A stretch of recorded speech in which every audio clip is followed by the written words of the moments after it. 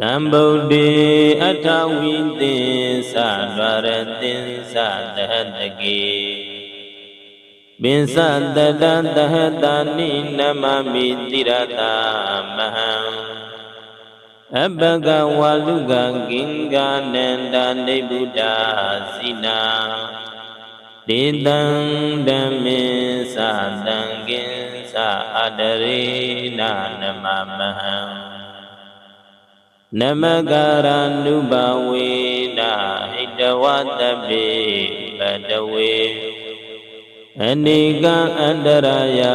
ပိဝိနတံတုအတိတတောအထဝိတံသုံးပါးဘဝသုံးလောကတွင်ညာလရောင်ဖိအောင်ဘိသိမ့်နှင့်တကြိတ်ရှိစုကုန်သောတံဗုဒ္ဓေသံတဆောင်ပမညာယောဝဖြင့်သစ္စာပွန်လင်းတရားမင်းတို့ကို၎င်းဒွါရသင်္စတဟတကေနိဗ္ဗာန်ကိန်းအောင်စမွေလျောင်းသည်12000ကုန်သောတံဗုဒ္ဓေသံနိယောင်ပမညာယောဝဖြင့်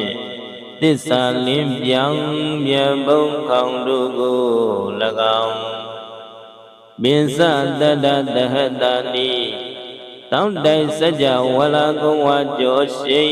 ငါမန်ကျိမ့်သည်ငါသိအရေအတွက်ရှိကုန်သောတံဗုဒ္ဓေသံလာယောင်ပမညာယောဝဖြင့်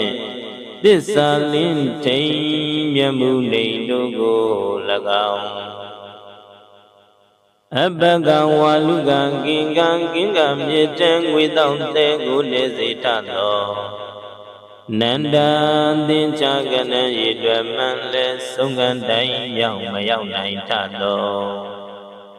နိဗ္ဗုဒံဘုံဇသိမ့်၍ငြိမ့်၏တော်မူပြီးထသောစီနာ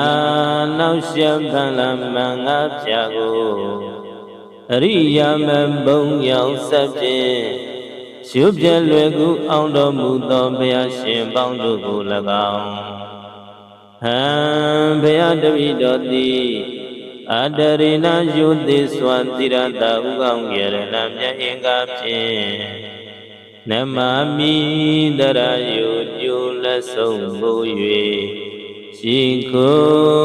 ခိုင်ကြရောလိုက်ပါ၏မြတ်စွာဘုရားဒေသံထုံကင်္ဂဝါလူပမပြုလေနိုင်တုမယပွန်တော်မူကြ